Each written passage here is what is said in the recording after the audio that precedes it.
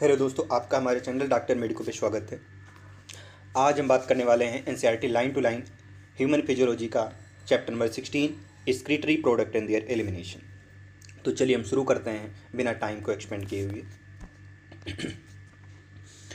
Animal accumulated ammonia, urea, uric acid, carbon dioxide, water and ions like sodium, potassium and chloride, phosphate, sulfate ions, either by metabolic activity, other by means like excretion, ingestion. These substances are removed totally or partially. Mechanism of elimination of these substances will special emphasize on common nitrogen wastage, that is ammonia, urea, uric acid, as a major form of nitrogen wastage excreted by the animals. Ammonia is the most toxic form and requires large amount of water for their elimination, whereas uric acid being least toxic can be removed within a minimum loss of water. तो यहाँ पे क्या बताया गया है कि animal जो हैं वो ammonia, urea, uric acid, CO2, water और बहुत सारे इलेक्ट्रोलाइट में आयन जैसे sodium, potassium chloride, phosphate, sulphate, ये सब अपनी मेटाबॉलिक एक्टिविटी के ज़रिए से एक्सक्रीट करते हैं। अब इनको जो है लाइक इंजेक्शन, एक्सेसिव इंजेक्शन, और ये जो है ब्लड में बहुत ज़्यादा ही बनने लगते हैं, तो इसकी वजह से इनको पूरी तरीके से या पार्सली हटाने की ज़रूरत पड़ती है। तो एलिमिनेशन की जो मैकेनिज़्म है, इन सब्सटेंस को किन किन तरीक़ों से हम शरीर से बाहर निकाल सकते हैं वो हम यहाँ पे पढ़ने वाले हैं। तो यहाँ पर जो कॉमन नाइट्रोजन वेस्टेज हैं कौन है हमारे पास? Ammonia, urea, uric acid. Ammonia, urea, uric acid जो है ये हमारे मेजर नाइट्रोजन वेस्टेज हैं। अब एनिमल इनको एक्सक्रीट करता है। अमोनिया जो है मोस्ट टॉक्सिक फॉर्म है, इसको लार्ज अमाउंट ऑफ वाटर चाहिए एलिमिनेशन के लिए, जबकि यूरिक एसिड जो है लीस्ट टॉक्सिक है, इसको हटाने के लिए मिनिमम लॉस ऑफ वाटर होता है। और अमोनिया मोस्ट टॉक्सिक होने की वजह से ज़्यादा पानी की ज़रूरत रखता है एलिमिनेशन करने के लिए, जबकि यूरिक एसिड लीस्ट टॉक्सिक है, तो इसको मिनिमम पानी को लॉस करता है, मिनिमम पानी इसको चाहिए। The process of excreting ammonia is ammonotelism. Many bony fishes, aquatic amphibia, aquatic insecta are ammoniotelic in nature. Ammonia is readily soluble, generally excreted by diffusion across a body surface or through gill surface in fish as ammonium ion. Kidney do not play a significant role in this removal. Terrestrial adaptation, the production of the lesser toxic nitrogen wastes like urea, uric acid are for conservation of water. Mammals, many terrestrial, amphibia, marine fishes excrete urea are called ureotelic. Ammonia produced by metabolism is converted into the urea in the liver of these animals, released into the blood, which is filtered and excreted out by the kidney. Some amount of urea may be retained in the kidney matrix of the some animals to maintain the desired osmolarity. Reptile, bird, land snail, insect excrete nitrogen wastage in the form of uric acid. Uric acid in the form of pellet or paste within the minimum loss of water and are called uricotelic animals. तो यहाँ पे क्या है, जो animal ammonia को excrete करते हैं उनको अमोनोटेलिज्म, उस प्रोसेस को अमोनोटेलिज्म कहा जाता है, उन ऑर्गेनिज्म को अमोनोटेलिक कहा जाता है। अमोनोटेलिज्म में कौन आती हैं? बोनी फिशेज जो हैं अमोनोटेलिक होती हैं, एक्वाटिक एम्फीबिया, एक्वाटिक इंसेक्टा। और अमोनिया जो है ये रेडिली सॉल्युबल होता, बहुत जल्दी घुल जाता है, इस वजह से ये बॉडी सरफेस से डिफ्यूजन के जरिए से एक्सक्रीट हो जाता है। और मछलियों में गिल्स से गिल सरफेस से किस फॉर्म में? Ammonium ion. अमोनिया जो है अमोनोटेलिक ऑर्गेनिज्म में अमोनियम आयन के फॉर्मेट में निकलता है। इस समय एक्वेटिक जो एनिमल हैं जो अमोनोटेलिक हैं उनमें किडनी का कोई रोल नहीं है अमोनिया को हटाने के लिए। टेरेस्ट्रियल एडाप्टेशन जो है ये ज़रूरी होता है कि वो लेसर टॉक्सिक नाइट्रोजन वेस्ट को प्रोड्यूस करे। जैसे लेसर टॉक्सिक में कौन है? यूरिया है, यूरिक एसिड है। क्यों? क्योंकि पानी को कंजर्व करना है टेरेस्ट्रियल में, एक्वाटिक में पानी को कंजर्व करने की ज़रूरत नहीं है, जबकि टेरेस्ट्रियल में पानी को कंजर्व करने की ज़रूरत है, इस वजह से वो लेसर टॉक्सिक नाइट्रोजन वेस्टेज को प्रोड्यूस करते हैं। जैसे उनमें से एक यूरिया है, यूरिक एसिड है। मैमल और बहुत सारे टेरेस्ट्रियल एम्फीबिया हो गए। एक्वाटिक एम्फीबिया अमोनोटेलिक होते हैं, टेरेस्ट्रियल एम्फीबिया यूरियोटेलिक होते हैं। और मैराइन फिशेज बोनी फिशेज जो हैं, बोनी फिशेज अमोनोटेलिक है, मैराइन फिशेज यूरियोटेलिक होते हैं, ये यूरिया को एक्सक्रीट करते हैं। अमोनिया जो है वो मेटाबॉलिज्म के द्वारा यूरिया में कन्वर्ट कर दिया जाता, कहाँ पर, लीवर में, और लीवर में उस एक साइकिल चलती, उस साइकिल का नाम है ऑरिन्थीन साइकिल, ऑरिन्थीन साइकिल, या इसी को बोलते हैं यूरिया साइकिल, ऑरिन्थीन साइकिल बोलें या यूरिया साइकिल इसी को बोलते हैं। ठीक है। अब ऐसे एनिमल ये क्या करते हैं, अमोनिया जो है मेटाबॉलिज्म से लीवर में यूरिया साइकिल के जरिए यूरिया में बदल दिया जाता है, फिर वो यूरिया जो है ब्लड में भेज दी फिल्टर ब्लड में रिलीज़ की जाती है, फिर वो किडनी के जरिए से फिल्टर भी की जाती है और एक्सक्रीट भी की जाती है। कुछ अमाउंट यूरिया का जो है वो किडनी के मैट्रिक्स में मेंटेन रहता, रिटेन रहता है। क्यों रहता है? क्योंकि उसकी ऑस्मोलरिटी को मेंटेन रखे। तो ऑस्मोलरिटी किडनी के मैट्रिक्स में कुछ अमाउंट ऑफ यूरिया जो है वो रिटेन रहता है ताकि वो उसकी ऑस्मोलरिटी को मेंटेन कर सके। रेप्टाइल, बर्ड और लैंड स्नेल, इंसेक्ट जो हैं, ये नाइट्रोजन वेस्ट को यूरिक एसिड के फॉर्म में, नाइट्रोजन वेस्ट जैसे यूरिक एसिड हैं वो पेलेट या पेस्ट के फॉर्म में एक्सक्रीट करते हैं, जिससे मिनिमम लॉस ऑफ वाटर हो सके। ऐसे ऑर्गेनिज्म को यूरिकोटेलिक कहते हैं। ये हो गया, यूरिक एसिड है तो यूरिकोटेलिक, ये यूरिया है तो यूरियोटेलिक। हम देखते हैं, as a survey of animal kingdom present a variety of excretory structure in most of the invertebrata. These structure are simple tubular form, whereas a vertebrata have a complex tubular organs like called kidney. Some of these structures are mentioned here. Protonephridia are flame cells, are excretory structure in platyhelminthes, that is flatworm, example planaria, and rotifers, some annelida and cephalochordata like amphibia. Protonephridia are primarily concerned with ionic and fluid volume regulation, that is osmoregulation. Nephridia are the tubular excretory structure of the earthworm and other annelida. Nephridia help to remove nitrogen wastage and maintain the fluid and ionic balance. Malpighian tubules are the excretory structure of the most of the insecta, including cockroach. Malpighian tubule help in removal of nitrogen wastage and osmoregulation. Antennal gland or green gland perform the excretory function in crustacean like prawns. तो ये क्या कहते हैं कि जब हम animal kingdom को पढ़ते हैं तो हमको अलग अलग तरीके की एक्सक्रीटरी स्ट्रक्चर अलग अलग फाइलम में देखने को मिलते हैं। अगर हम इनवर्टिब्रेटा की अगर बात करते हैं तो इनवर्टिब्रेटा में सिंपल ट्यूबुलर फॉर्म होते हैं, जबकि वर्टिब्रेटा में कॉम्प्लेक्स ट्यूबुलर ऑर्गन पाए जाते हैं जिनको आप किडनी कहते हैं। कुछ स्ट्रक्चर यहाँ पे बताए गए जैसे प्रोटोनेफ्रिडिया या फ्लेम सेल। फ्लेम सेल जो हैं ये एक्सक्रीटरी स्ट्रक्चर होते हैं किसमें, प्लेटीहेल्मिन्थेज में, फ्लेटवर्म में, ये तो हम एनिमल किंगडम में पढ़ते हैं। उसके अलावा भी ये प्रोटोनेफ्रिडिया यानी कि फ्लेम सेल एक्सक्रीटरी स्ट्रक्चर होते हैं किनमें, रोटीफर्स में, सारे एनेलिडा नहीं, कुछ एनेलिड्स में, और सिफेलोकार्डेटा यानी में एम्फिऑक्सिस एग्जाम्पल दिया गया है। यहाँ पे लिखा हुआ ये पॉइंट इंपॉर्टेंट है, प्रोटोनेफ्रिडिया का प्राइमरी जो फंक्शन है वो आयनिक और फ्लूइड वॉल्यूम का रेगुलेशन यानी कि ऑस्मो रेगुलेशन। प्रोटोनेफ्रिडिया का प्राइमरी फंक्शन ऑस्मो रेगुलेशन है, जबकि किडनी का प्राइमरी फंक्शन है एक्सक्रीशन। प्रोटोनेफ्रिडिया का प्राइमरी फंक्शन जो है ऑस्मो रेगुलेशन है, इसका सेकेंडरी फंक्शन एक्सक्रीशन है, जबकि किडनी का जो प्राइमरी फंक्शन है वो एक्सक्रीशन है, सेकेंडरी फंक्शन ऑस्मो रेगुलेशन है। नेफ्रिडिया जो हैं ये ट्यूबुलर एक्सक्रीटरी स्ट्रक्चर होते हैं किसमें, अर्थवर्म में और अदर एनेलिडा में। नेफ्रिडिया क्या करती हैं, ये नाइट्रोजन वेस्ट को हटाती हैं और ये फ्लूइड और आयनिक बैलेंस को मेंटेन करती हैं। मैल्पिगियन टिब्यूल हुए एक्सक्रीटरी स्ट्रक्चर हैं, सारे इंसेक्टा में नहीं, मोस्ट ऑफ द इंसेक्टा में मैल्पिगियन टिब्यूल एक्सक्रीटरी स्ट्रक्चर होते हैं, इसमें काकरोच भी आता है। मैल्पिगियन टिब्यूल क्या करते हैं, नाइट्रोजन वेस्ट को हटाने में हेल्प करते हैं और ऑस्मो रेगुलेशन में भी हेल्प करते हैं। एंटीनल ग्लैंड को ग्रीन ग्लैंड भी कहते हैं, इनका काम क्या, एक्सक्रीटरी फंक्शन होता है किसमें, क्रस्टेशियंस में, जैसे एग्जांपल प्रॉन्स दिया गया है। तो अब हम बात करते हैं, अब हम देखते हैं ह्यूमन एक्सक्रीटरी सिस्टम के बारे में। तो अब देखते हैं ह्यूमन एक्सक्रीटरी सिस्टम के बारे में। तो ह्यूमन एक्सक्रीटरी सिस्टम में क्या है, in humans the excretory system consist of a pair of kidney one pair of ureter, a urinary bladder and urethra.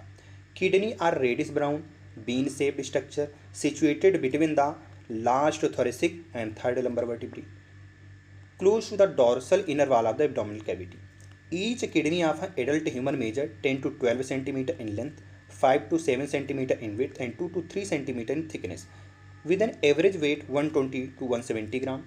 Toward the center of the inner concave surface of kidney is a notch called hilum, through which ureter, blood vessels, nerve enters. Inner to the hilum, the broad funnel-shaped space called a renal pelvis, with projection called calyces. The outer layer of kidney is tough capsule.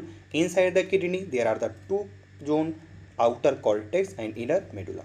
Medulla is divided into few conical masses are known as medullary pyramids, projecting into the calyces called singular called a calyx. The cortex extend between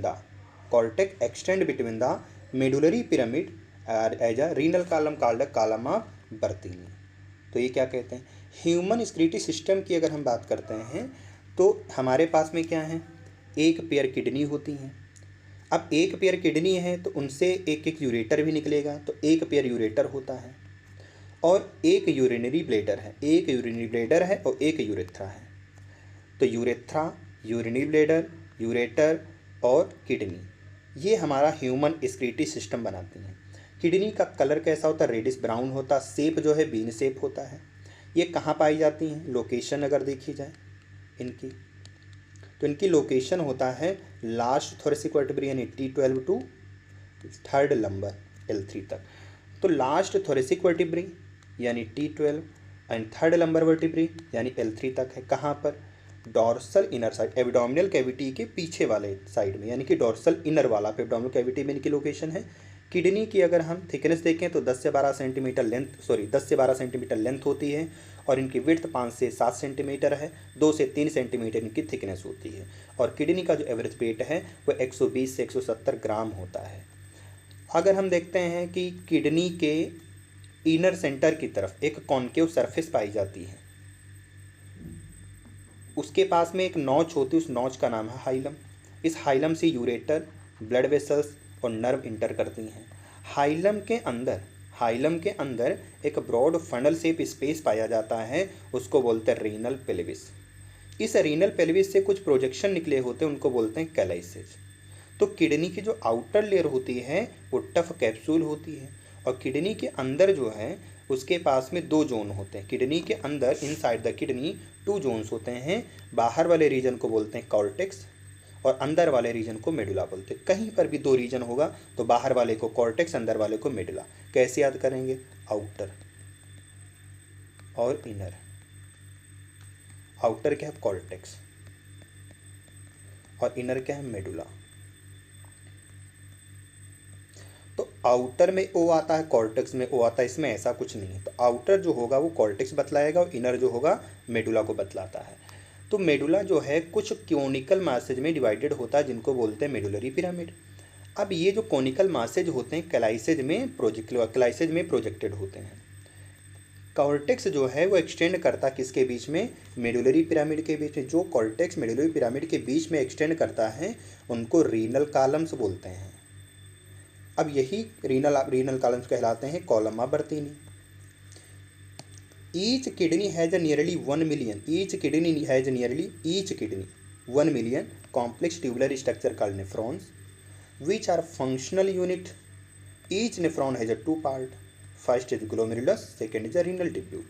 Glomerulus is a tuft of capillary is formed by afferent arteriole, a fine branch of renal artery. Blood from a glomerulus is carried away by a efferent arteriole. तो ये क्या कहते हैं कि हमारी जो kidney है, हमारे पास किडनी 2 हैं, तो एक किडनी के पास में 1 मिलियन नेफ्रॉन है, तो 2 किडनी के पास 2 मिलियन हुए। अब नेफ्रॉन क्या है, कॉम्प्लेक्स ट्यूबुलर स्ट्रक्चर होते हैं। अब नेफ्रॉन और क्या होते हैं, फंक्शनल यूनिट ऑफ हमारे क्या हैं, स्क्रीटरी सिस्टम की किडनी के। अब हर नेफ्रॉन के पास में 2 पार्ट होते हैं, पहला हो गया ग्लोमेरुलस, दूसरा हो गया रीनल ट्यूब्यूल। अब ग्लोमेरुलस बनता कैसे है, कैपिलरी के गुच्छे से, टफ्ट ऑफ कैपिलरी से। ये टफ्ट ऑफ कैपिलरी किससे कौन आती है, अफरेंट एट्रियोल। अफरेंट एट्रियोल की टफ्ट ऑफ कैपिलरी से बनता है। अब ये अफरेंट एट्रियोल किसकी ब्रांच है? रीनल आर्टरी की। तो रीनल आर्टरी से एक ब्रांच निकलती है, उसका नाम है अफरेंट एट्रियोल। अब अफरेंट एट्रियोल के द्वारा ही ये टफ कैपिलरी बनाई जाती है, इसी को बोलते हैं glomerulus.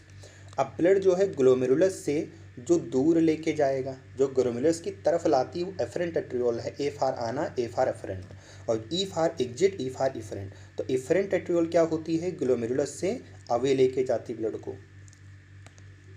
Renal tubule begins with a double wall cup like structure called Bowman's capsule, which enclose the glomerulus. Glomerulus along with Bowman capsule is called Malpighian body or renal corpuscles. The tubule continues further to form a highly coiled network called proximal convoluted tubule. तब इसको देख लेते पहले। तो renal tubule जो है वो double wall like, renal tubule की शुरुआत कहाँ से हुई? Double wall cup like structure होता है जिसको आप बोमेन कैप्सूल बोलते हैं। तो इसी बोमेन कैप्सूल में ग्लोमेरुलस रखा होता है, यानी बोमेन कैप्सूल ही ग्लोमेरुलस को इंक्लोज करता है। और अगर हम ग्लोमेरुलस और बोमेन कैप्सूल दोनों को मिला दें तो इस स्ट्रक्चर को बोलते हैं मेलपिगियन बॉडी या रीनल कार्पसल्स। तो यहाँ पे लिख सकते हैं रीनल कार्पसल्स। तो यहाँ पे हम लिख सकते हैं, क्या लिख सकते हैं? Renal corpuscles. रीनल कार्पसल्स किससे बनता है? तो एक होता है ग्लोमेरुलस, ग्लोमेरुलस, और दूसरा होता है हमारे पास में बोमेन कैप्सूल, बोमेन कैप्सूल। तो ग्लोमेरुलस और बोमेन कैप्सूल मिला के बोलते हैं रीनल कार्पसल्स, और रीनल कार्पसल्स को ही बोलते हैं हम मेलपिगियन बॉडी, मेलपिगियन बॉडी। अब मेलपिगियन बॉडी हम लोगों में है और मेलपिगियन टिब्यूल जो होता है वो इंसेक्टा में होता है। ठीक है, अब टिब्यूल जो है, अब हमारे पास में क्या हुआ? मेलपिगियन बॉडी बोले या रीनल कार्पसल्स बोले, बनता है ग्लोमेरुलस और बोमेन कैप्सूल। और बोमेन कैप्सूल जो है कप लाइक स्ट्रक्चर होता है जो ग्लोमेरुलस को इंक्लोज करता है। अब जो टिब्यूल आपका पीस जो क्या कहते हैं ग्लोमेरुलस से जो निकलता है, बोमेन कैप्सूल से निकलता है, वो हाईली क्वाइल्ड पोर्शन होता है। इस हाईली क्वाइल्ड पोर्शन का नाम होता है प्रॉक्सिमल कन्वोल्यूटेड टिब्यूल। प्रॉक्सिमल क्यों बोलते हैं? क्योंकि प्रॉक्सिमल जो होता है पास वाला रीजन होता है। तो जो बोमेन कैप्सूल के यानी कि रीनल कार्पसल्स के जो पास में होगा उस पोर्शन का नाम होता है प्रॉक्सिमल। अब ये हाईली क्वाइल्ड है तो इस वजह से कन्वोल्यूटेड बोलते हैं, ट्यूब जैसा है तो टिब्यूल। तो प्रॉक्सिमल कन्वोल्यूटेड टिब्यूल जो होता है वो आपका ग्लोमेरुलस से निकलता है। ठीक है, आगे देखते हैं क्या कहते हैं। That is PCT, hairpin shaped Henle loop is next part of tubule, which has a descending and ascending limb. The ascending limb continuous has another highly coiled tubular region called DCT. The DCT of many nephron open into straight tube called collecting duct, many of which converge and open into a renal pelvis through a medullary pyramid in the calycid. तो क्या कहते हैं कि जो PCT है, पहला part हमारा PCT हो गया, दूसरा पार्ट जो है हेयर पिन शेप का एक स्ट्रक्चर है जिसका नाम हेनले लूप है। हेनले लूप जो है इस पीसीटी का नेक्स्ट पार्ट होता है। इसके पास दो रीजन होता है, एक डिसेंडिंग हेनले लूप, एक असेंडिंग हेनले लूप। तो असेंडिंग हेनले लूप जो होता है वो कंटिन्यू करता है किससे?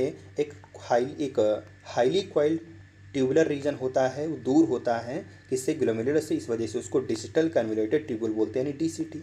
अब बहुत सारे नेफ्रॉन के डीसीटी जो हैं, बहुत सारे नेफ्रॉन के डीसीटी जो हैं कि सीधी ट्यूब में ओपन हो जाते हैं, उस ट्यूब का नाम है कलेक्टिंग डक्ट। अब ये बहुत सारे जो हैं क्या कहते हैं कलेक्टिंग डक्ट जो हैं कन्वर्ज होते हैं और ओपन हो जाते हैं किसमें?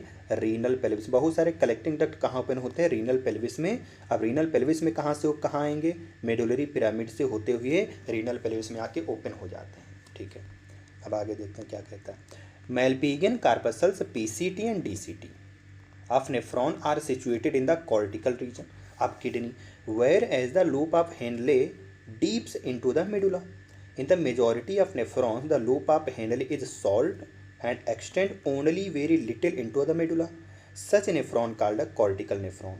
In some of the nephron, loop of Henle is very long and runs deep into the medulla. These nephrons are called a juxtamedullary nephron. तो क्या कहते हैं कि हमारे पास में एक तो medullary corpuscles PCT, medullary corpuscles PCT और डीसीटी, इन्हीं कहाँ पे पाए जाते हैं? किडनी के कॉर्टिकल रीजन में, नेफ्रॉन के कॉर्टिकल रीजन में पाए जाते हैं। और लूप ऑफ हेनले जो है मेडुला में जो है वो बहुत कम होता है। ठीक है, लूप ऑफ हेनले जो है मेडुला रीजन में होता है। मेलपिगियन कार्पेसल्स या इनको बोलते हैं रीनल कार्पेसल्स बोलते हैं। मेलपिगियन कार्पेसल्स में कौन आते हैं हमारे पास? ग्लोमेरुलस और बोमेन कैप्सूल। पीसीटी डीसीटी ये जो है कॉर्टिकल रीजन में है, जबकि loop of Henley medulla reason में है। और बहुत सारे नेफ्रॉन में, ज़्यादातर नेफ्रॉन जो होते हैं उनमें लूप ऑफ हेनले सॉल्ट होता है और मेडुला में बहुत कम पहुंच पाता है। तो ऐसे नेफ्रॉन को बोलते हैं कॉर्टिकल नेफ्रॉन। ठीक है, तो सम ऑफ द नेफ्रॉन, कुछ नेफ्रॉन में लूप ऑफ हेनले जो होता है बहुत लंबा होता है और मेडुला तक पहुंचता है डीप। तो ऐसे नेफ्रॉन को बोलते हैं जक्स्ट्रा मेडुलरी नेफ्रॉन। ठीक है, अब जक्स्ट्रा मेडुलरी नेफ्रॉन जो कॉर्टिकल नेफ्रॉन होते हैं वो लगभग 80% पाए जाते हैं। मान बोल सकते हैं 80 से 85% पाए जाते हैं। ये 80 से 85% जो है कॉर्टिकल नेफ्रॉन होते हैं। जक्स्ट्रा मेडुलरी 15 से 20% पाए जाते हैं। The efferent arteriole emerging from a glomerulus form a fine capillary network called around a renal tubule called a peritubular capillary. A minute vessels of this network runs parallel to the Henle loop, forming a U shape, that is vasa recta. Vasa recta is absent or highly reduced in a cortical nephron. तो क्या कहते हैं कि efferent arteriole जो है वो glomerulus से निकला है और ये efferent arteriole जो है रीनल टिब्यूल के चारों तरफ एक क्या कहते हैं नेटवर्क बना लेता है। उस नेटवर्क का नाम होता है पेरीट्यूबुलर कैपिलरी। ये एफरेंट एट्रियोल ग्लोमेरुलस से निकलती है और रीनल टिब्यूल के चारों तरफ एक नेटवर्क बनाती है। तो उसी एफरेंट एट्रियोल को ही कह दिया गया पेरीट्यूबुलर कैपिलरी। अब इस पेरीट्यूबुलर कैपिलरी से एक छोटी सी वेसल्स निकलती है और वो पैरेलल रन करती है हेनले लूप के और एक यू शेप का स्ट्रक्चर बना लेती है। तो उस को बोलते हैं वासा रेक्टा। वासा रेक्टा क्या है? पेरीट्यूबुलर कैपिलरी की एक छोटी सी ब्रांच है। और पेरीट्यूबुलर कैपिलरी किससे बनी है? एफरेंट एट्रियोल से बनी है। और वासा रेक्टा जो है या तो अब्सेंट होगी या तो बहुत कम होती है। किसमें? कॉर्टिकल नेफ्रॉन में। केवल वासा रेक्टा जो पाई गई ज़्यादा वेल डेवलप्ड जो है वो जक्स्ट्रा मेडुलरी नेफ्रॉन में पाई गई। अब डायग्राम देख लेते हैं, डायग्राम में क्या है। डायग्राम छूट रहे हैं, ठीक है। अब यहाँ पे क्या है, ये वाली जो ब्लू कलर को दिख रही है ये हमारी क्या है? Inferior vena cava. इन्फीरियर मतलब नीचे वाली। और ये हमारी क्या है? इसको बोलते हैं डॉर्सल एरोटा। ठीक है, और ये हमारी किडनी दिख गई है। ठीक है, अब यहाँ से जो एक वेन निकल रही इसका नाम है रीनल वेन और यहाँ से जो आर्टरी निकल रही इसका नाम है रीनल आर्टरी। ठीक है, अब इसी रीनल आर्टरी की ही ब्रांच है तुम्हारी एफरेंट एट्रियोल। ठीक है, और एफरेंट एट्रियोल आगे चल करके पेरीट्यूबुलर कैपिलरी बना रही हो। पेरीट्यूबुलर कैपिलरी से एक माइन्यूट वेसल्स निकलती है, उसका नाम है वासा रेक्टा। और यहाँ पे किडनी के ऊपर ग्लैंड पाएगी, इनका नाम एड्रीनल ग्लैंड है। इन्हीं को बोलते हैं supra renal gland. Supra renal gland बोलते हैं। ठीक है, अब ये वाला जो रीजन आपको दिख रहा है ये वाला, इसको बोलते हैं हम पेल्विस। ठीक है, ये वाला जो रीजन है ये वाला इसको बोलते हैं मेडुला। ठीक है, ये वाला रीजन जो है ये वाला मेडुला है और ये वाला जो रीजन इसको कॉर्टेक्स बोलते हैं। ठीक है, और ये हमारा यूरेटर जा रहा है, यूरिनरी ब्लैडर है, ये यूरेथ्रा है। ये हमारा हो गया ह्यूमन यूरिनरी सिस्टम का डायग्राम। ठीक, अब इसमें देख लेते हैं क्या क्या कहाँ है। ये जो आपको जो प्रोजेक्शन दिख रहे हैं ये है हमारे मेडुलरी पिरामिड। ठीक है, और ये वाला जहाँ पे मेडुलरी पिरामिड आके जुड़ते हैं इसको बोलते हैं कैलाइसेज। और दो मेडुलरी पिरामिड के बीच में जो रीजन होता है इसको बोलते हैं कॉलमा बर्तीनी। तो इस रीजन को बोलते हैं कॉलमा बर्तीनी, कॉलम्स ऑफ बर्तीनी। ये हमारा कॉलम ऑफ बर्तीनी हो गया। ठीक है, ये हमारा कैलाइसेज है, ये हमारे रीनल कॉलम है। इन्हीं रीनल कॉलम को ही बोलते हैं कॉलम ऑफ बर्तीनी। ये है कॉलम ऑफ बर्तीनी, रीनल कॉलम को ही बोलते हैं। रीनल कॉलम क्या है? दो मेडुलरी पिरामिड के बीच का स्पेस होता है। और ये हमारा कॉर्टेक्स है, ये हमारा रीनल कैप्सूल। रीनल कैप्सूल कैसा होता है? टफ होता है, टफ होता है। और इसका जो इनर साइड है किडनी का, इन साइड में दो रीजन है, कॉर्टेक्स और मेडुला। कॉर्टेक्स वाला आउटर रीजन है, कॉर्टेक्स जो है हमारा आउटर हो गया और मेडुला जो है इनर वाला हो गया। और यहाँ पे ये वाला जो रेड कलर की है ये हमारी रीनल आर्टरी है, ये वाली हमारी वेन हो गया। ठीक है, और इस रीजन को बोलते हैं, इस वाले रीजन का नाम होता है रीनल पेल्विस। और ये वाला हमारा हो गया यूरेटर हो गया। तो ये हमारा कैसा है, लॉन्गिट्यूडनल सेक्शन है, ट्रांसवर्स नहीं है, लॉन्गिट्यूडनल सेक्शन। और ये हमारा किसका है, नेफ्रॉन का डायग्राम दिया गया।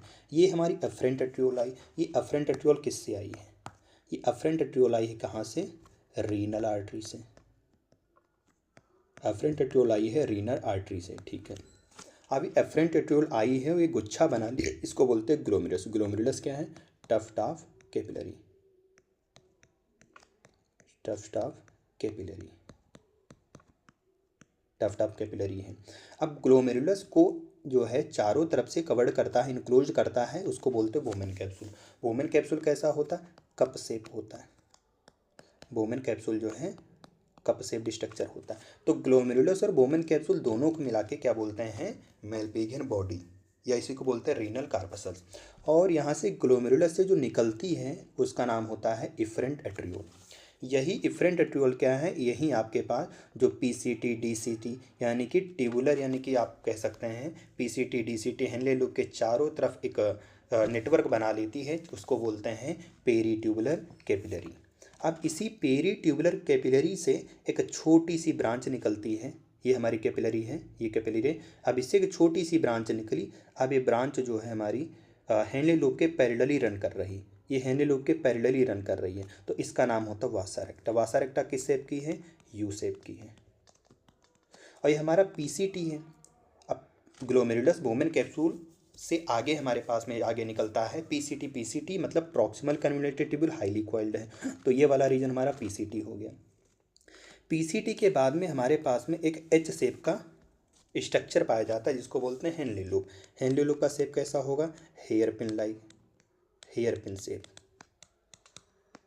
Henley loop hairpin shaped होता है। ये तो ये हमारा डिसेंडिंग रीजन है और ये वाला असेंडिंग रीजन है। तो डिसेंडिंग लेब आप लूप आप हेनले, असेंडिंग लेब आप लूप आप हेनले, ठीक है। अब यहाँ पे आगे चल करके जो एक हाईली पोर्शन एक और बनता है, लेकिन थोड़ा सा दूर होता है, कहाँ से, क्या कहते हैं, मेलपिगियन बॉडी से, इस वजह से उसको डिस्टल कन्वोल्यूटेड ट्यूब्यूल बोलते हैं, ठीक है। अब यही बहुत सारे नेफ्रॉन के डीसीटी एक कॉमन स्टेट ट्यूब में ओपन हो जाते हैं, इसका नाम है कलेक्टिंग डक्ट। कलेक्टिंग डक्ट आगे कहाँ ओपन होते हैं, कलेक्टिंग डक्ट ओपन हो जाते हैं हमारे रीनल पेल्विस में। तो ये हमारा क्या है, नेफ्रॉन का एक डायग्राम है जिसमें ब्लड वेसल्स भी दिखाई गई हैं, डक्ट भी है और ट्यूब्यूल भी है, ठीक है। और ये हमको दिखाया गया है मेलपिगियन बॉडी का डायग्राम, यानी रीनल कार्पसल्स का। ये एफरेंट एट्रियोल आई, ये एफरेंट चली गई, ये हमारी बोमेन कैप्सूल है, ये हमारा पीसीटी रीजन हो गया, ठीक है। अब हम देख लेते हैं यूरिन फॉर्मेशन के step.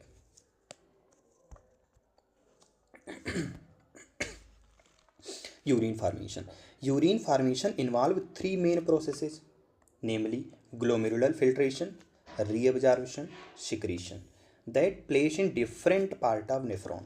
The first step in urine formation is a filtration of blood, which is carried out by the glomerulus called as glomerular filtration.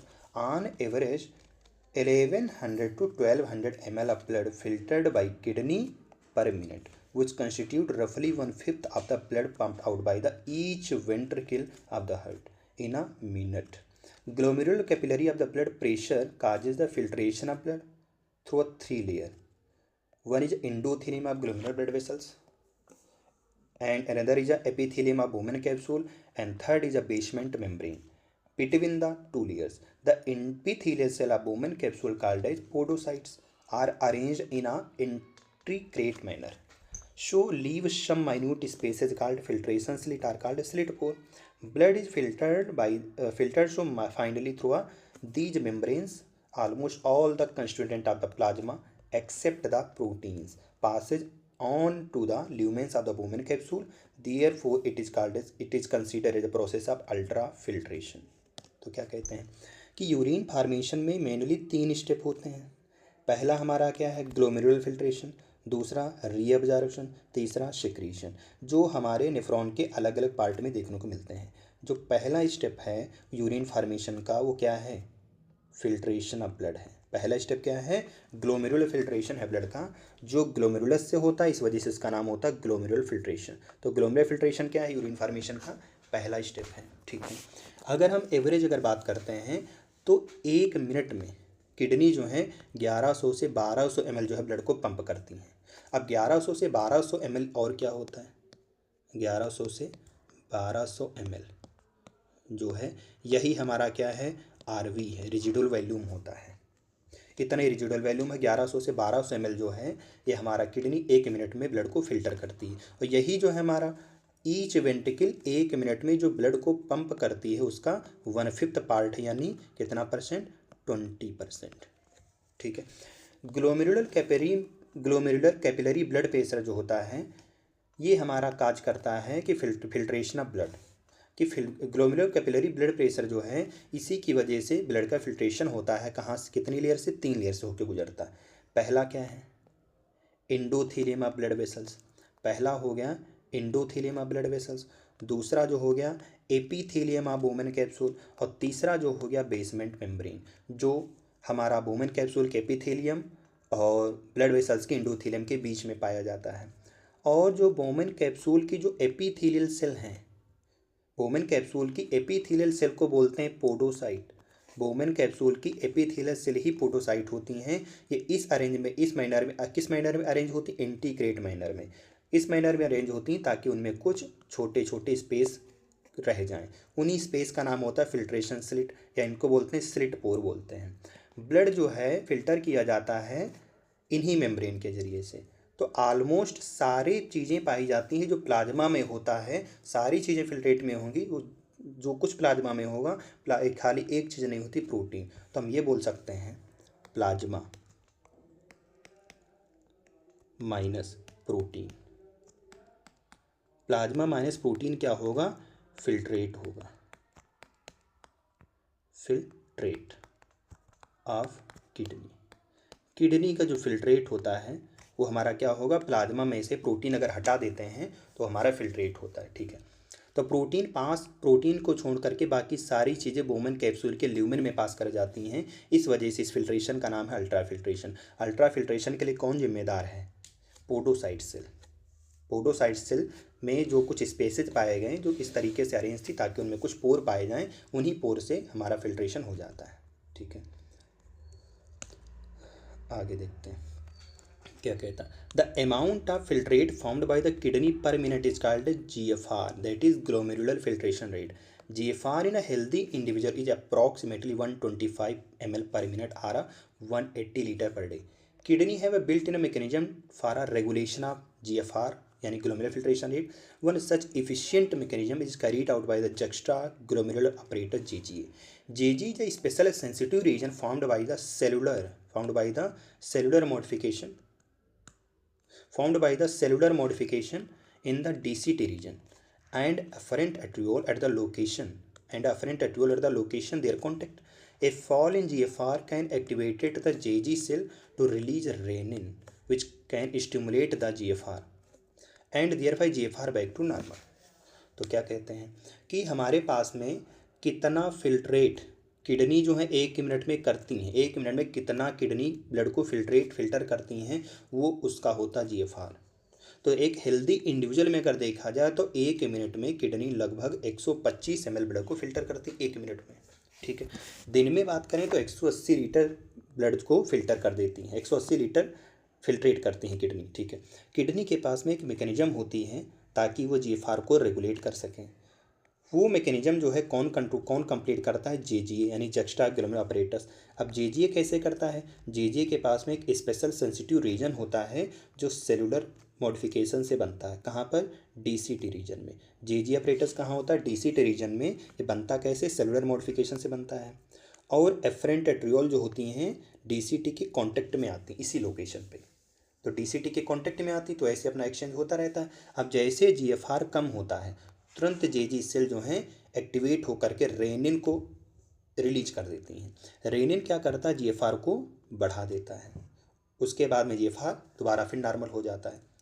तो आगे क्या, एक comparison of volume by filtrate formed per day that is 180 litre that a urine release 1.5 liter suggests that nearly 99% of filtrate has to be reabsorbed by a renal tubule. This is called a reabsorption. The tubular epithelial cell in a different segment of nephron perform either by the active or passive mechanism.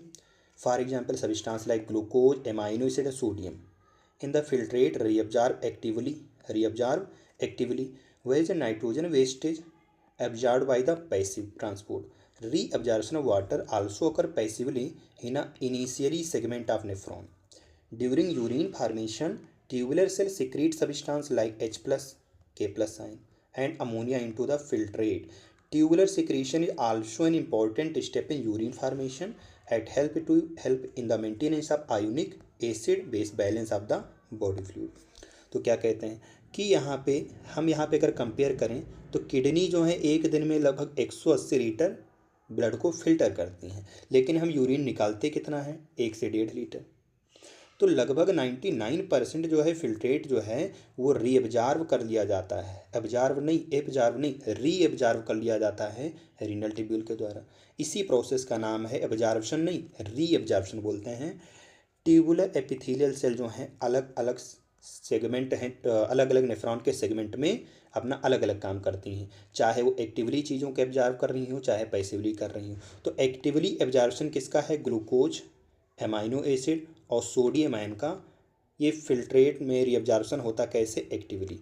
Glucose, amino acid, sodium का absorption जो है वो कैसा होता है, actively होता है। जबकि नाइट्रोजन वेस्टेज का और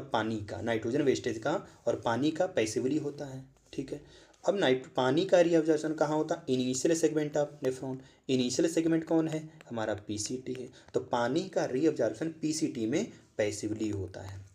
अब यूरिन फॉर्मेशन के दौरान में ट्यूबुलर सेल जो हैं कुछ चीज़ों को सिक्रीट भी करती हैं। कौन कौन, H plus ion, K plus ion, ammonia. तो सिक्रीशन किसका, H plus ion, K plus ion और अमोनिया का क्या होता है, सिक्रीशन होता है। ये क्या है, सिक्रीट किए जाते हैं हमारे। ठीक है, कहाँ पर, फिल्ट्रेट में। ट्यूबुलर सिक्रीशन जो है ये भी इंपॉर्टेंट स्टेप है यूरिन फार्मेशन का। जिससे क्यों इंपॉर्टेंट है, क्योंकि ये हमारे आयोनिक और एसिड बेस बैलेंस को मेंटेन करता है। तो सिक्रीशन से हमारा ऑस्मो रेगुलेशन एक तरीके से हो रहा है, एसिड बेस बैलेंस मेंटेन हो रहा है, आयोनिक बैलेंस मेंटेन हो रहा है। अब देख लेते हैं फंक्शन ऑफ ट्यूब्यूल्स। तो प्रॉक्सिमल पीसीटी का फंक्शन क्या है, PCT is line by simple cuboidal brush border epithelium which increases the surface area for a reabsorption. Nearly all essential nutrients and 70 to 80% of electrolyte and water are reabsorbed by this segment. PCT help to maintain the pH and ionic balance of the body fluid by a selective secretion of hydrogen ions and ammonia into the filtrate and absorption of bicarbonate ion from it. तो कहना क्या चाह रहा है कि जो PCT है वो simple cuboidal brush border epithelium से बना होता है, इसके पास होती हैं, जिसकी वजह से इसका सरफेस एरिया बढ़ जाता है ताकि रीअब्जॉर्प्शन हो सके। लगभग सारे इसेंशियल न्यूट्रिएंट्स और 70 से 80% इलेक्ट्रोलाइट और पानी इसी सेगमेंट में रीअब्जॉर्ब किए जाते हैं। पीसीटी का काम क्या है, पीएच और आयनिक बैलेंस करना। कैसे करता है, कुछ चीज़ों को सिक्रीट करता है। तो इसका सिक्रीशन कैसा, सेलेक्टिव सिक्रीशन है। तो सिक्रीशन किसका करेगा, सिक्रीशन किसका करता, H प्लस आयन और अमोनिया का। और रीअब्जॉर्प्शन यानी एब्जॉर्प्शन किसका करेगा, एब्जॉर्प्शन करता है ये बाइकार्बोनेट आयन का। बाइकार्बोनेट आयन को एब्जॉर्ब करेगा और H प्लस आयन और अमोनिया को सिक्रीट कर देगा। ठीक है, हेनले लूप का काम क्या है, रीअब्जॉर्प्शन इसमें सबसे कम होता है। असेंडिंग लिम्ब में सबसे कम रीअब्जॉर्प्शन होता है। This region play a significant role in the maintenance of high osmolarity of a middle interstitial fluid. Descending limb of loop of Henle is permeable to water but almost impermeable to electrolyte. This concentration filtrate as it move down. The ascending limb is impermeable to water but allow transport of electrolyte actively or passively. Therefore, concentrate filtrate pass upward, get diluted due to passage of electrolyte to the medullary fluid. तो क्या कहते हैं कि Henle loop में सबसे कम reabsorption होता है। कहाँ पर, हेनले लूप की असेंडिंग लिम्ब में सबसे कम रीअब्जॉर्प्शन होता है। इस रीजन का काम क्या है, असेंडिंग लिम्ब का, ताकि वो ऑस्मोलरिटी का high osmolarity medullary interstitial fluid में मेंटेन कर सके। डिसेंडिंग लिम्ब का काम क्या है, डिसेंडिंग लिम्ब जो होती पानी के लिए परमेबल होती है और लगभग इलेक्ट्रोलाइट के लिए इम्परमेबल होती। कौन? डिसेंडिंग लिम्ब पानी के लिए परमेबल है जबकि इलेक्ट्रोलाइट के लिए लगभग इम्परमेबल होती है। ठीक है, तो फिल्ट्रेट जो है नीचे की तरफ आता है इसमें डिसेंडिंग में, और असेंडिंग में क्या होगा? पानी के लिए इम्परमेबल है, इलेक्ट्रोलाइट के लिए परमेबल होता है, चाहे वो एक्टिवली हो चाहे पैसिवली हो। तो इसमें कंसर्न फिल्ट्रेट का कंसंट्रेशन जो है ऊपर की तरफ जब चलोगे असेंडिंग लिम्ब में फिल्ट्रेट का कंसंट्रेशन डाइल्यूट होता जाता। क्यों? क्योंकि इलेक्ट्रोलाइट जो है मिडररी फ्लूइड में चले जाते हैं, जिसकी वजह से अंदर कंसंट्रेशन कम हो गए तो डाइल्यूट हो गया।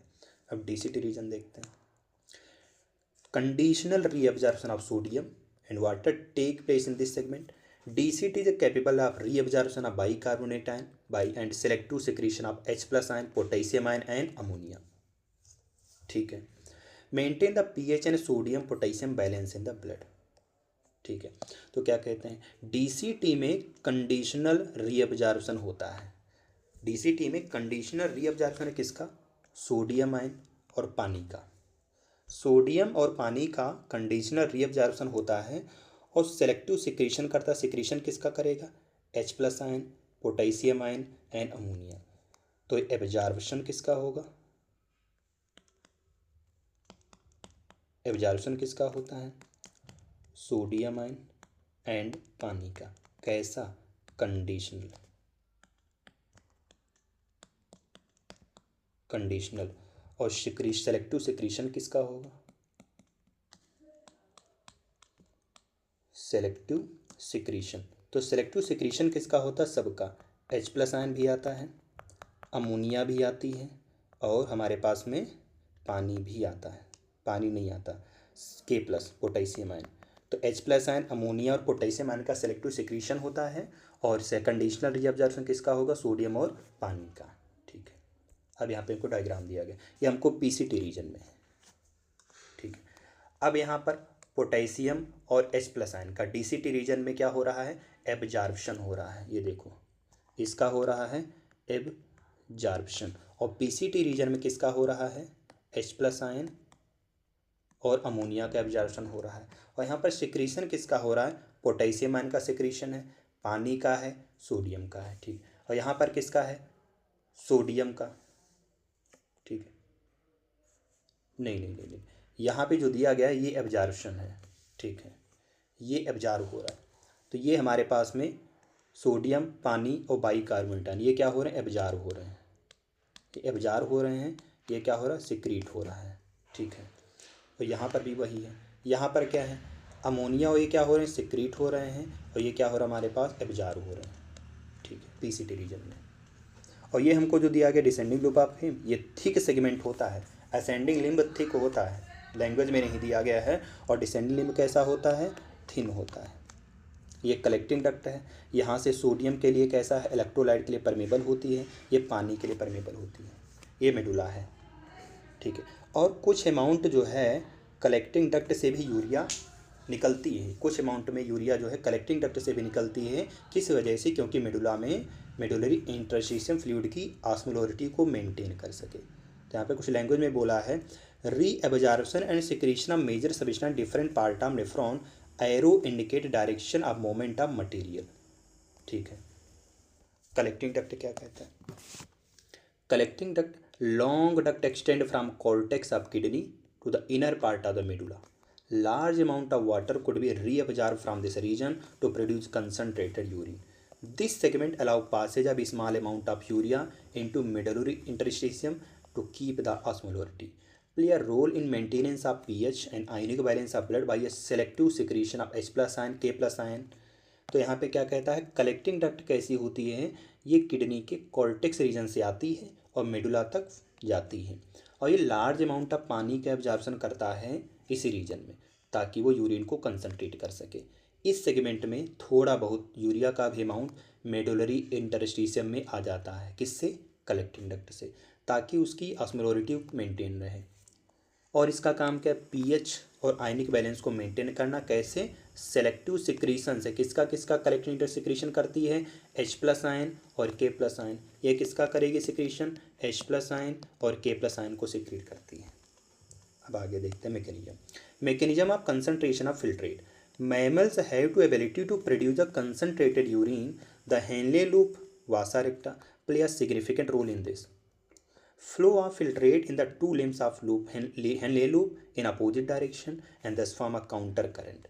The flow of blood through the two limbs of vasa recta is also in counter current pattern. The proximity of between the Henle loop and vasa recta as well as counter current in the help in maintaining the increasing osmolarity towards inner medullary interstitium, that is 300 milliosmolarity per liter. The cortex to about 1200 milliosmolarity per liter in the inner medulla. The gradient is mainly caused by NaCl. The gradient is mainly caused by NaCl and urea. NaCl is transported by ascending limb of Henle loop, is exchanged with the descending limb of vasa recta. NaCl is returned into the interstitium by ascending portion of vasa recta. Similarly, the small amount of urea enters within the segment of the ascending limb of Henle loop, which is transported back to the interstitium by a collecting duct. The above described transport of substance facilitated by a special mechanism of Henle loop and vasa recta called as counter current mechanism. ठीक है, तो इसको देख लेते पहले क्या कहता है कि हम लोगों में कुछ स्पेशल तरीके के मैकेनिज्म होती जिससे हम फिल्ट्रेट को कंसंट्रेट कर सकते हैं। तो उनमें से कौन है? हेनले लूप और वासा रेक्टा। इनका काम होता है फिल्ट्रेट को कंसंट्रेट करने के लिए। और हेनले लूप के दो लिम्ब और वासा रेक्टा के भी दोनों लिम्ब अपोजिट, एक दूसरे के अपोजिट डायरेक्शन में काम करते हैं। तो हेनले लूप के टू लिम्ब्स जो हैं वो अपोजिट डायरेक्शन में काउंटर करंट बनाते हैं और ब्लड का जो फ्लो है वासा रेक्टा के दो लिम्ब में होता है, ये भी काउंटर करंट बनाते हैं पैटर्न। और हेनले लूप और वासा रेक्टा बहुत पास होते हैं, इस वजह से काउंटर करंट पैटर्न जो होता है इसकी वजह से ऑस्मोलरिटी मेंटेन भी होती है और बढ़ती भी कहाँ? इनर मेडुला, कॉर्टेक्स से मेडुला की तरफ जब जाते हैं तो मिलिया यानी कि उसकी ऑस्मोलरिटी बढ़ती है। तो 300 मिली ऑस्मोलरिटी तुम्हारी कहाँ पर होती है? कॉर्टेक्स में। और 1200 मिली ऑस्मोलरिटी कहाँ होती है?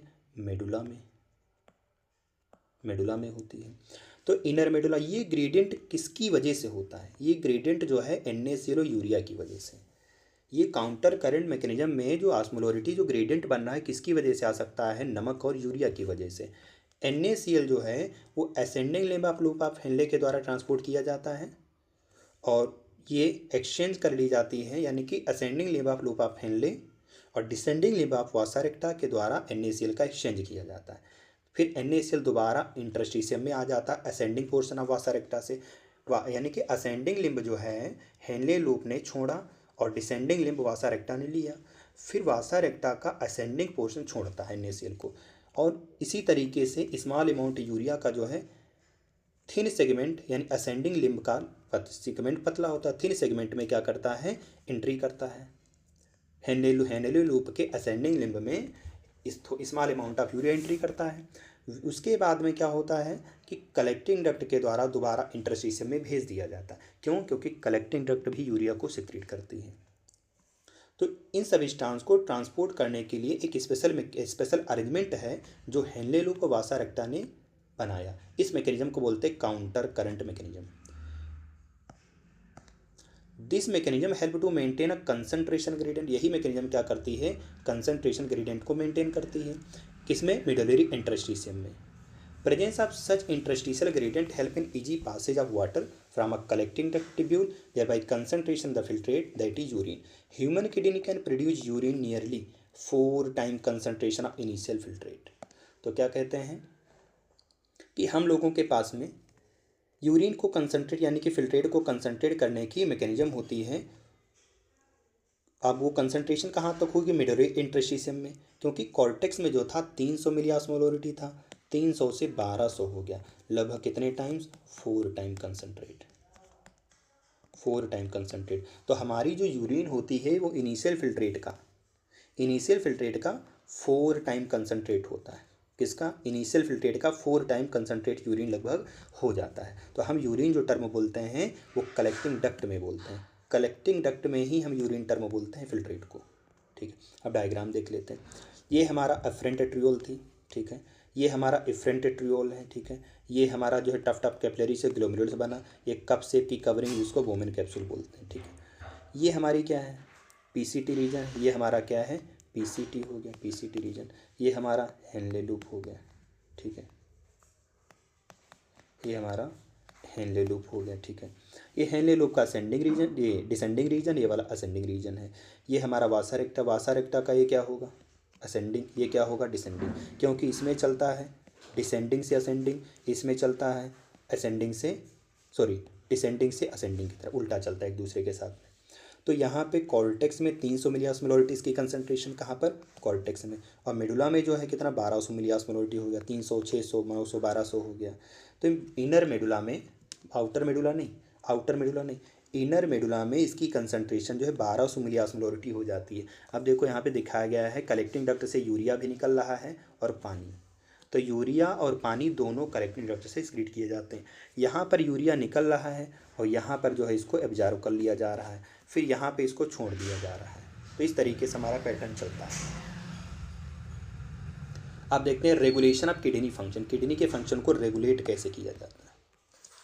तो functioning of kidney is efficient monitored and regulated by the hormonal feedback mechanism involving hypothalamus, JGA and certain extent that is hurt.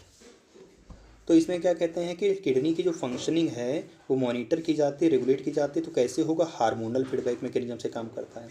Kidney का जो रेगुलेशन हार्मोनल फीडबैक मैकेनिज्म से काम करता है, जिसमें हाइपोथैलेमस, जेजीए अपरेटस और कुछ और भी बॉडी पार्ट और भी आर्गन आते हैं, जैसे हर्ट हो गया। हर्ट से अभी एक हार्मोन निकलता है जिसको बोलते हैं एट्रियल नेट्रियूरेटिक फैक्टर, यानी कि एएनएफ फैक्टर। तो osmo receptor in the body activated by the change in body blood volume, body fluid volume and ionic concentration. An excessive loss of body fluid from a body can activate these receptors, which stimulated the hypothalamus release antidiuretic hormone, that is ADH or vasopressin from the neurohypophysis. ADH facilitated water reabsorption from the later part of the tubule. Therefore, the preventing diuresis in increase in body fluid volume can switch off the osmoreceptor and suppress the ADH release to complete feedback, ठीक है। ADH can also affect the kidney function by the constrictory effect of the blood vessels. This cause an increase in BP, and an increase in BP can increase the GFR flow, and therefore by the GFR increases. तो क्या कहते हैं कि हमारे पास में hormonal feedback mechanism होती है जो हाइपोथैलेमस, जेजीए और हार्ट से कंट्रोल की जाती है। अब ये ऑस्मो रिसेप्टर जो हैं ये एक्टिवेट कब होते हैं, जब blood volume, body fluid volume या आयोनिक कंसंट्रेशन क्या हो जाए, चेंज हो जाए। अब जब बॉडी फ्लूइड का बहुत ज़्यादा ही लॉस होने लगता है, तभी जो ऑस्मो रिसेप्टर होते हैं ये एक्टिवेट हो जाते हैं, और ये एक्टिवेट होकर के हाइपोथैलेमस को स्टिमुलेट करते हैं, जिससे वो एटीएच यानी एंटी डाययूरेटिक हार्मोन को रिलीज कर सकें। और ये एंटी डाययूरेटिक हार्मोन का दूसरा नाम है वैसोप्रेसिन, ठीक है। ये कहाँ से निकलता है वैसोप्रेसिन, न्यूरोहाइपोफाइसिस। न्यूरोहाइपोफाइसिस का और एक नाम होता है posterior pituitary, posterior pituitary, posterior pituitary बोलें या न्यूरोहाइपोफाइसिस बोल देते हैं। एडीएस क्या करता है, वाटर को रीअब्जॉर्ब कराता है, कहाँ से, लेटर पार्ट ऑफ टिब्यूल, जैसे डीसीटी वगैरह हो गया, जिससे डायूरेसिस नहीं होती, प्रिवेंट डायूरेसिस। अब जैसे ही बॉडी फ्लूइड बढ़ने लगता है, जैसे ही बॉडी फ्लूइड बढ़ने लगता है, तुरंत ही ऑस्मो रिसेप्टर स्विच ऑफ हो जाते हैं और एडीएस का सिक्रीशन सप्रेस हो जाता है, जिससे वो कंप्लीट फीडबैक हो सके। अब एडीएस जो है किडनी फंक्शन को भी इफेक्ट करता है, किस तरीके से, क्योंकि वैसोप्रेसिन, एडीएस का काम कैसा होता है, वैसो कॉन्स्ट्रिक्टरी होता है। वैसोप्रेसिन का मतलब होता है वेसल्स को कॉन्स्ट्रिक्ट करना, वैसो कॉन्स्ट्रिक्शन। वैसोप्रेसिन जो है वैसो कॉन्स्ट्रिक्शन कराता है, वेसल्स को कॉन्ट्रैक्ट करवाता है, जिसकी वजह से ब्लड प्रेशर बढ़ जाता है। और जैसे ही ब्लड प्रेशर बढ़ा कि किडनी का जीएफआर भी बढ़ गया, उसके बाद में जीएफआर नॉर्मल हो जाता। कुछ समय के बाद में जब बॉडी फ्लूइड वॉल्यूम मेंटेन हो जाएगा तो एडीएस निकलना बंद हो जाएगा, तो अपने आप जीएफआर मेंटेन हो जाएगा। GA play a complex regulatory role, a fall in GFR activated the JG cell to release a renin, which convert angiotensin into the angiotensin first and further into angiotensin second. Angiotensin second is a powerful vasoconstrictor, increases the GFR and therefore and therefore GFR, the angiotensin second can activate the adrenal cortex to release aldosterone. Aldosterone causes the reabsorption of sodium and water from a DCT part of tubule and leads to the increase in blood pressure and GFR. This complex mechanism is known as renin-angiotensin mechanism. तो क्या कहते हैं, JGA के पास में complex regulatory role, JGA का काम क्या, complex regulatory role में है। अब जैसे ही जीएफआर घटता है, जैसे ही जीएफआर घटता है तुरंत जेजी सेल एक्टिवेट हो जाती हैं। जेजी सेल एक्टिवेट होती हैं और रेनिन को रिलीज करती हैं। रेनिन क्या करता है, जो ब्लड में एंजियोटेंसिनोजन इनएक्टिव फॉर्म में पाया गया उसको एंजियोटेंसिन फर्स्ट में कन्वर्ट करता है। एंजियोटेंसिन फर्स्ट जो है फर्दर फिर एंजियोटेंसिन सेकेंड में कन्वर्ट होता है। यहाँ पर एंजियोटेंसिन सेकेंड जो है पावरफुल वैसो कॉन्स्ट्रिक्टर है, वेसल्स को कॉन्ट्रैक्ट करवाता है जिससे जीएफआर बढ़ जाता है। अब जीएफआर बढ़ गया तो और क्या करेगा एंजियोटेंसिन, एक तो एंजियोटेंसिन सेकंड क्या करता है, पावरफुल वैसोकॉन्स्ट्रिक्टर है और जीएफआर को बढ़ाता है। एंजियोटेंसिन सेकंड जो है एड्रीनल कॉर्टेक्स पे भी एक काम करता है, तो एड्रीनल कॉर्टेक्स से एल्डोस्टेरोन को रिलीज करवाता है और ये एल्डोस्टेरोन क्या करेगा, डीसीटी रीजन में सोडियम और वाटर का कंडीशनल रीअब्जॉर्प्शन कराता। तो एल्डोस्टेरोन क्या करता है, कंडीशनल रीअब्जॉर्प्शन, कंडीशनल रीअब्जॉर्प्शन, ये कंडीशनल रीअब्जॉर्प्शन कराता कहाँ पर, इन डीसीटी में कराता है। और ये क्या करेगा, जिसकी वजह से हमारा जो है ब्लड प्रेशर और जीएफआर दोनों बढ़ जाते हैं। तो इस तरीके के मैकेनिज्म, इस कॉम्प्लेक्स मैकेनिज्म का नाम होता है renin angiotensin mechanism. Increase in blood flow, the atria of heart can cause the release of ANF, atrial natriuretic factor. ANF cause vasodilation or dilatation of the blood vessels, therefore decrease the blood pressure. ANF mechanism therefore act check of the renin angiotensin mechanism. तो क्या कहता है, अब ये हमेशा बढ़ते थोड़े न रहेगा जीएफआर, इसको भी घटाना है। अब जैसे जीएफआर ज़्यादा बढ़ने लगा, ब्लड फ्लो ज़्यादा होने लगा, तुरंत हार्ट की अट्रिया से एक फैक्टर निकलता है जिसका नाम है एएनएफ यानी एट्रियल नाट्रियूरेटिक फैक्टर। एएनएफ क्या करता है, वेसल्स को डायलेट करवा देता है जिसकी वजह से ब्लड प्रेशर घट जाएगा। तो इससे हम ये कह सकते हैं एएनएफ मैकेनिज्म जो है वो रेनिन एंजियोटेंसिन मैकेनिज्म को चेक करने के लिए होता है कि ये बढ़िया काम कर रही नहीं कर रही है। तो रेनिन एंजियोटेंसिन मैकेनिज्म और एएनएफ मैकेनिज्म एक दूसरे के साथ में मिलजुल के हमारे किडनी के फंक्शन को रेगुलेट करते हैं। अब अगला टॉपिक क्या है, मैक्चुरेशन। मैक्चुरेशन क्या है, यूरिन को रिलीज कराना। Urine formed by nephron is ultimately carried into the urinary bladder which is stored till voluntary signal is given by the central nervous system. Signal is initially by the stretching of urinary bladder as get filled with urine. In response, stretch receptor on the wall of the bladder sends signal to the CNS. The CNS passes to motor message. CNS passes to motor message initiate the concentration of smooth muscles of the bladder. Simultaneously relaxation of urethral sphincter and causes a release of urine. The process of release of urine is called a micturition. And a renal mechanism causing is called as micturition reflex. Adult human excrete on average 1 to 1.5 liter urine per day. The urine formed a light yellow colored watery fluid which is slightly acidic, that is pH 6 pH, has a characteristic color. On average 25 to 30 gram of urea excreted out per day. Various conditions affect the characteristics of urine. Analysis of urine help in a clinical diagnosis of many metabolic disorder as well as malfunctioning of the kidney. For example, presence of the glucose called like glycosuria and a ketone body ketonuria.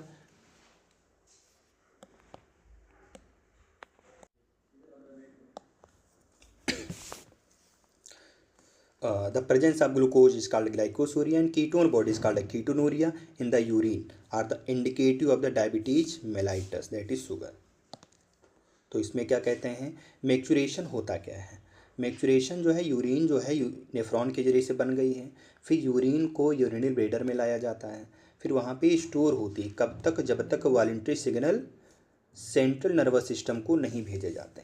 अब जैसे ही ये signal भेजा गया, कब भेजा गया, जैसे ही urinary bladder stretch होने लगे। स्ट्रेच क्यों होने लगे, क्योंकि यूरिनरी ब्लैडर यूरिन से भर चुका है। तो इसके रिस्पॉन्स में स्ट्रेच रिसेप्टर क्या करते हैं, जो कि ब्लैडर की वॉल में पाए जाते हैं, वो सीएनएस को सिग्नल भेजते हैं। उसके बदले में सीएनएस जो है मोटर मैसेज भेजता है, किसको, यूरिनरी ब्लैडर की स्मूथ मसल्स को, जिससे वो कॉन्ट्रैक्ट कर सकें। अब यहाँ पर यूरिनरी ब्लैडर की स्मूथ मसल्स कॉन्ट्रैक्ट करती हैं और उधर ही उसी समय यूरेथ्रल स्फिंक्टर रिलैक्स हो जाता है और यूरिन रिलीज हो जाती है। यूरिन के रिलीज होने के प्रोसेस को बोलते हैं मैक्चुरेशन। अब ये तुम्हारा न्यूरल मैकेनिज्म से हो रहा है, इस वजह से इसका नाम है मैक्चुरेशन रिफ्लेक्स। न्यूरल मैकेनिज्म से ही हो रहा है, इस वजह से नाम है इसका मैक्चुरेशन रिफ्लेक्स। और एडल्ट ह्यूमन जो है लगभग 1 से 1.5 लीटर यूरिन पर डे निकालता है। और यूरिन जो है एक लाइट येलो कलर्ड वेटरी फ्लूइड होता है। ये येलो कलर पिगमेंट कौन है हमारा? Urochrome. Urochrome pigment, urochrome pigment. Urochrome pigment जो है इसी वजह से यूरिन का कलर येलो होता है। और ये स्लाइटली एसिडिक होता है। पीएच कितना होगा यूरिन का? 6 होता है। और ये ऑर्डर भी देता है, स्मेल वगैरह। ये 25 से 30 ग्राम यूरिया जो है पर डे एक्सक्रीट करते हैं। अब यूरिन के एनालिसिस से हम बहुत सारे क्लिनिकल डायग्नोसिस कर सकते हैं और बहुत सारे मेटाबॉलिक डिसऑर्डर को पहचान सकते हैं कि किडनी प्रॉपर काम कर रही है या नहीं कर रही है। जैसे अगर यूरिन में ग्लूकोज पाया गया तो उसको ग्लाइकोसूरिया कहा गया, अगर कीटोन बॉडीज पाई गई तो कीटोनूरिया कहा गया, और अगर यूरिन में दोनों अगर पाई गई तो उसको बोलते हैं कि उसको डायबिटीज़ मेलाइटस होने की कंडीशन है। ठीक, तो उसको डायबिटीज मेलाइटस का इंडिकेशन होता है कि उसमें ग्लूकोज बॉडी और कीटोन बॉडी दोनों यूरिन में मिल रही हैं। ठीक है। अब क्या, और भी आर्गन है जो एक्सक्रीशन में हेल्प करते हैं किडनी के अलावा, जैसे लंग्स, लीवर, स्किन। जैसे कौन कौन है? लंग्स, लीवर, स्किन भी एलिमिनेशन में हेल्प करते हैं। हमारा जो लंग्स है लार्ज अमाउंट ऑफ CO2 को लगभग 200 ml CO2 पर मिनट रिलीज करता है। Also significant quantity of water everyday, water भी रिलीज करता है। लीवर लार्जेस्ट ग्लैंड है हमारी बॉडी की। ये बाइल कंटेनिंग सब्सटेंस जैसे बिलिरुबिन, बिलिवर्डिन, कोलेस्ट्रॉल और स्टेरॉयड हार्मोन को डिग्रेड करता, तोड़ता है। ठीक है। Vitamins, drugs. Most of the substance ultimately pass out along the digestive wastage. The sweat sebaceous gland in the skin can eliminate certain substance through secretion. Sweat produced by the sweat gland. It is watery fluid containing NaCl, small amount of urea, lactic acid, etc. Primary function of sweat is facilitate the cooling. Primary function of sweat is a cooling effect of the body surface. It helped to remove of the some of the wastage mentioned. Sebaceous gland eliminated the certain substance like sterols, hydrocarbon, wax through a sebum. This secretion provide protective oily covering up for the skin. ठीक है। अब ये क्या कहते हैं कि ये कहना ये चाह रहे हैं कि किडनी के अलावा और भी आर्गन होते हैं, किडनी के अलावा और भी आर्गन होते हैं जो एक्सक्रीशन में हेल्प करते हैं। वो कौन है? एक तो किडनी है, दूसरा लंग्स है, तीसरा लीवर है, चौथा स्किन है, और भी चीज़ें हैं। तो हमारा जो लंग्स है वो बहुत ज़्यादा CO2 एक्सक्रीट करता है। लगभग 200 ml CO2 1 मिनट में हमारा लंग्स जो है बाहर छोड़ देता है, और पानी भी छोड़ता है। वाटर का और CO2 का एक्सक्रीशन हमारा जो है वो लंग्स के जरिए से होता है। लंग्स जो है 1 मिनट में लगभग 200 ml CO2 को एलिमिनेट कर देता है। लीवर जो है लार्जेस्ट ग्लैंड है हमारी बॉडी की, जिसके पास में बाइल कंटेनिंग सब्सटेंस होते हैं, जिनमें से बिलिरुबिन, बिलिवर्डिन, कोलेस्ट्रॉल और स्टेरॉयडल हार्मोन, टूटे हुए स्टेरॉयडल, विटामिन्स और ड्रग्स भी आते हैं। इनको जो है अल्टीमेटली पास कर दिया जाता है डाइजेस्टिव वेस्ट के जरिए से। डाइजेस्टिव वेस्टेज के साथ में लीवर इन सारे सब्सटेंस को, इन सारे वेस्टफुल मटेरियल को बाहर छोड़ देता है। स्वेट और सेबेसियस ग्लैंड स्किन में होती हैं। इनका भी काम होता है अपने सिक्रीशन के जरिए से सब्सटेंस को हटाना। तो स्वेट जो है स्वेट ग्लैंड से निकलता है। इसके पास में क्या है? वेटरी फ्लूइड कंटेनिंग NaCl और small amount of urea, lactic acid. तो स्वेट ग्लैंड क्या क्या सिक्रीट करती हैं? NaCl और यूरिया और लैक्टिक एसिड। तो यूरिया, लैक्टिक एसिड और NaCl क्या कौन सिक्रीट करेगा? Sweat gland. अब इसका जो स्वेट ग्लैंड का जो प्राइमरी फंक्शन है वो प्राइमरी फंक्शन है कूलिंग इफेक्ट। तो प्राइमरी फंक्शन क्या है? बॉडी सरफेस को कूल करना, ये स्वेट ग्लैंड का। उसके अलावा इसका सेकेंडरी फंक्शन है एक्सक्रीशन। प्राइमरी फंक्शन जो है स्वेट ग्लैंड का वो कूलिंग है, और सेकेंडरी फंक्शन क्या है? एक्सक्रीशन है। एक्सक्रीशन में क्या करेगा? NaCl, यूरिया और लैक्टिक एसिड को एक्सक्रीट करता है। ठीक है, ओके। सेबेसियस ग्लैंड जो हैं ये भी कुछ चीज़ें को एक्सक्रीट करती हैं, जैसे स्टेरॉल्स, हाइड्रोकार्बन और वैक्स, इनको सीबम के जरिए से स्क्रीन कर देती हैं, ठीक है। और स्किन जो है क्या करती है, प्रोटेक्टिव ऑयली कवरिंग बनाती है, ठीक है। आप देख लेते हैं इसके डिसऑर्डर। तो malfunctioning of the kidney can lead to accumulation of the urea in the blood, is called uremia, highly harmful and may lead to the kidney failure. In some patients, urea can removed by the process called hemodialysis. During this process, hemodialysis, the blood is drained from a convenient artery, is pumped into the dialyzing unit called artificial kidney. Blood is drained from a convenient artery, is pumped into the dialyzing unit after adding anticoagulant like heparin. A unit contains a coil cellophane tube surrounded by fluid dialyzing fluid having a same composition as a plasma except the nitrogen wastage. The porous cellophane membrane tube allow the passage of molecule based on the concentration gradient and nitrogen wastage are absent in the dialyzing fluid. These substances freely moved out, therefore clearing the blood. The cleared blood is pumped back to the body through a vein after adding the antiheparin to it. This mention a boon for the thousands of the uremic patients all over the world. तो क्या कहते हैं, kidney का जो mail functioning है, kidney proper जब काम नहीं करती हैं तो अगर ब्लड में यूरिया का लेवल अगर बढ़ रहा है तो उस कंडीशन को यूरेमिया बोलते हैं, जो कि बहुत ज़्यादा खतरनाक होती है। इससे किडनी फेल्योर होने के भी चांस बढ़ जाते हैं। तो ऐसे पेशेंट में हमें इनको लगातार यूरिया को हटाने की ज़रूरत पड़ती है। तो उस प्रोसेस का नाम होता है हीमोडायलिसिस। तो हीमोडायलिसिस के दौरान में ब्लड को एक कन्वेंट आर्टरी में पंप किया जाता है। कन्वेंट आर्टरी से हम पंप करते हैं डायलाइजिंग यूनिट में, यानी कि उसको बोलते हैं आर्टिफिशियल किडनी। ब्लड जो है वो कन्वेंट आर्टरी से डायलाइजिंग यूनिट में लाया जाता है। कब लाया जाता है, जब उसमें पहले एंटीकागुलिन जैसे हिपैरिन, तो उसको कन्वेंट आर्टरी में हिपैरिन मिला दिया जाता है। उसके बाद में डायलाइजिंग यूनिट में उसको लेके जाया जाता है। अब इस यूनिट के पास में इस